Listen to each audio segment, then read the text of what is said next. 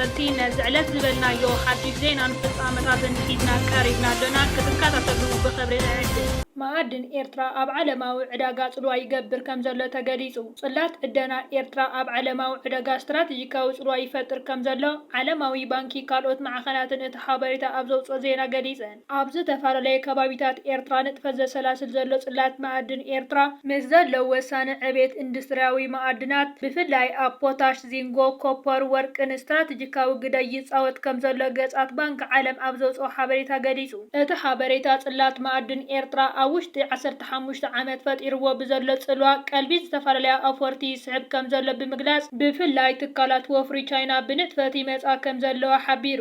እቲ ዝተዘርግሐ ሓበሬታ ንዝተፈላለዩ ማዕኸናት ዕደናታት ብምጥቃስ ኣብ ዓለማዊ ዕዳጋ ዘለዎ ጽልዋ ኣረዲኡ። እቲ ሓበሬታ ንኣገዳስነት ፖታሽ ንኣብ ሕርሻ ብምጥቃስ ናይ ኤርትራ ፕሮጀክት ፖታሽ ኩለሊ ኣብ ቅድሚት ብምምጻእ ዝበዝሐ መኽዘን ሳልፋይት ከም ዘለዎ ብምግላጽ ኣብ ዕደና ፖታሽ ኣብ ዓለም ካብ ዝርከቡ ማዕኸናት ዕደና ሓደ ካብ ዝዓበዩ ማዕኸናት ምዃኑ ዝገለጸ ፕሮጀክት ኩለሊ ኣብ ዓለማዊ ቀረብ ዕዳጋ ሕርሻ ልዑል ጽልዋ ክፈጥር ምዃኑ ይገልጽ። እዚ ሓበሬታ ፕሮጀክት ኩለሊ ወሲኹ እዚ ማእኸል ሙሉእ ንሙሉእ ጽላት ሕርሻ ልዑል ጽልዋ ክፈጥር ምዃኑ ይገልጽ። እዚ ሓበሬታ ብዛዕባ ፕሮጀክት ኩለሊ ወሲኹ እዚ ማእኸል ሙሉእ ንሙሉእ ኣብ ሕርሻ ዓለም ልዕሊ 30 ዓመት ከገልግል ከም ዝኽእል ገሊጹ። ኣብ ዞባዊ ሰንሰለት ቀረብ ዘለዎ ጽልዋ ብምጥቃስ ንቐረብ ዚንጎን ኮፐርን ከም ኣብነት ንምውሳድ ማዕኸን ዕደና ብሻ ልዑል ግደ ይጻወት ከም ዘሎ እቲ ሓበሬታ ገሊጹ። እቲ ሓበሬታ ወሲኹ ኣብ መወዳእታ ጽላት ዕደና ነቲ ኢንዱስትሪ ብምግባር ዝተወሰነ በይናውን ዓለማውን እገዳ ዘስዕበ ጽልዋ ብምጥቃስ ሕጽረት ትሕተ ቅርጺ ነቲ ጽላት ጽልዋ እኳ ዘሕድረሉ እንተሎ ኤርትራ ግን እትኽተሎ ነብስኻ ብምኽኣል ንመጻኢ ወለዶ እትኽተሎ ኣካይዳ እቲ ጽላት ኣብ ዓለማዊ ዕዳጋ ስትራቴጂካዊ ግደ ክጻወት ክኢሉ ከም ዘሎ እቲ ንዕደና ኤርትራ ኣመልኪቱ ዝወፀ ሓበሬታ ገሊጹ።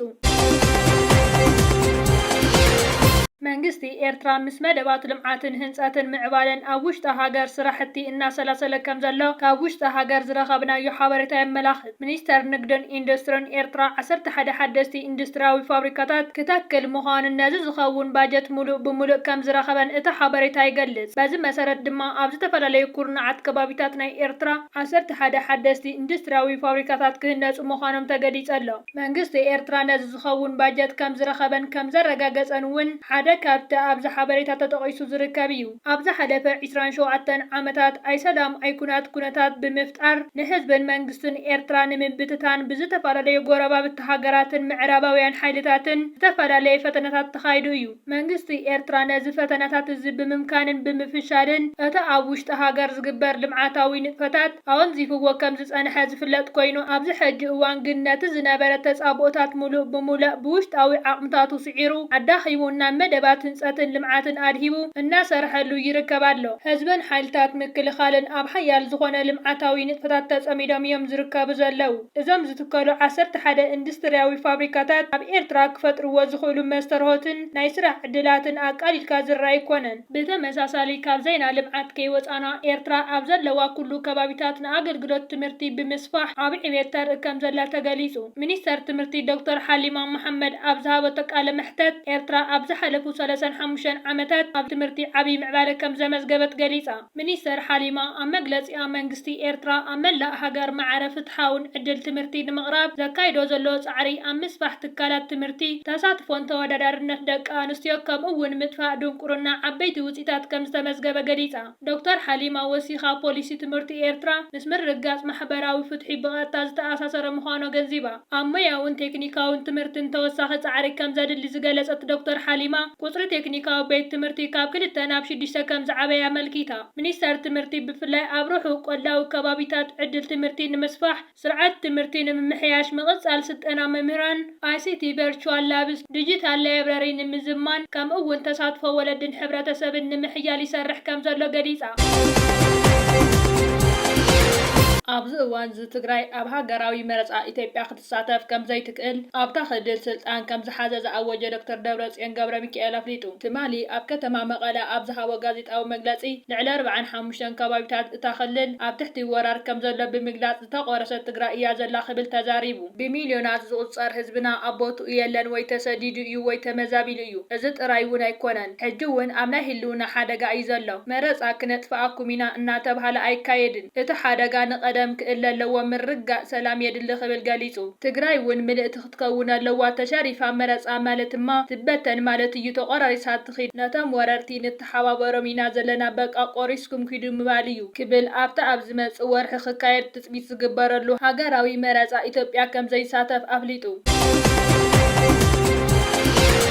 ኣብ ሱዳን ኣስታት 20 ሚልዮን ሰባት ኣብ ከቢድ ሓደጋ ጥሜት ከም ዘለው ተገሊጹ ኣስታት 19.5 ሚልዮን ህዝቢ ሱዳን ወይ ድማ ልዕሊ 40 ሚእታዊት ካብ ህዝቢ ሱዳን ከቢድ ጥሜት ኣጋጢሙ ከም ዘሎ ካል ዓለም ለኻዊ ተቆጻጻሪ ጥሜት ዘውፅኦ ጸብጻብ ይሕብር እቲ ኣብ ሱዳን ንልዕሊ 3 ዓመታት ዝቐጸለ ኩናት ብዓሰርተታት ኣሽሓት ሰባት ከም ዝቐተለ ከምኡ እውን ቁጠባን ሕርሻን ከም ዘዕነወ ኣስታት 14 ሚልዮን ሰባት ከም ዝተመዛበሉን እዩ ዝግመት እቲ ብሕቡራት ሃገራት ዝድገፍ ውህድ ምደባ ምዕራፋት ውሕስነት ምግቢ IPC ካብቲ ኣብ ዝሓለፈ ዓመት ዝተገምገመ 21.2 ሚልዮን ሰባት ቁሩብ ዝወሓደ እኳ እንተኾነ ኣብ ክፍለ ሃገራት ሰሜን ዳርፉር ደቡብ ዳርፉርን ደቡብ ኩርዶፋንን እቲ ሃገር ኣስታት 14 ከባቢታት ገና ኣብ ሓደጋ ጥሜት ይርከቡ ኣብዚ 135,000 ሰባት ኣብ ኣዕናዊ ደረጃ ጥሜት ከም ዘለው ጸብጻባት TRT ኣፍሪቃ ይሕብር እቶም ከባቢታት ኣብ ዝሓለፈ ዓመት ብዓብዩ ብሰንኪቲ ብሓይልታት ቁልጡፍ ደገፍ ዝተገበረ ከበባ ከተማታት ኣልፋሽርን ካዱጉልን ዝርከበን ከተማታት ንኸቢድ ጥሜት ከም ዝተሳጥሓ ጸብጻባት ይሕብሩ ኣብ ዞባ ኩርዶፋን ከምኡ እውን ኣብ ክፍለ ሃገር ሰማያዊ ኒል ከቢድ ውግእ ይቕጽል ከም ዘለውን ጸብጻባት የመላኽቱ ውሕስነት ዘይምህላው ገደብ ተበጻሕነት ምጉዳል ባጀትን ናብ ብዙሕ ከባቢታት እቲ ሃገር ምብጻሕ ሓገዝ ኣጸጋሚ ስለ ዝገብሮ ኣስታት 825,000 ህጻናት ብኸቢድ ሕዱር ሕጽረት ምግቢ ክሳቀዩ እዮም ክብል ብሕቡራት ሃገራት ዝድገፍ ውህድ ምደባ ምዕራፋት ውሕስነት ምግቢ ምግላጹ እቲ ጸብጻብ ወሲኹ ይሕብር ዝኸበርኩም ተዓዘብትና ንሕጂ ዝበልናዮም ዜናታት ኣብ ዛዚምና ኣለና ኣብ ዘለኹም ሰናይ ግዜ እንዳተመነና ኣብ ዘቕፅል ቪድዮታት ክበጽሓኩም ሳብስክራይብ ዘይገበርኩም ሳብስክራይብ ክትገብሩ ብኸብሪ ንዕድም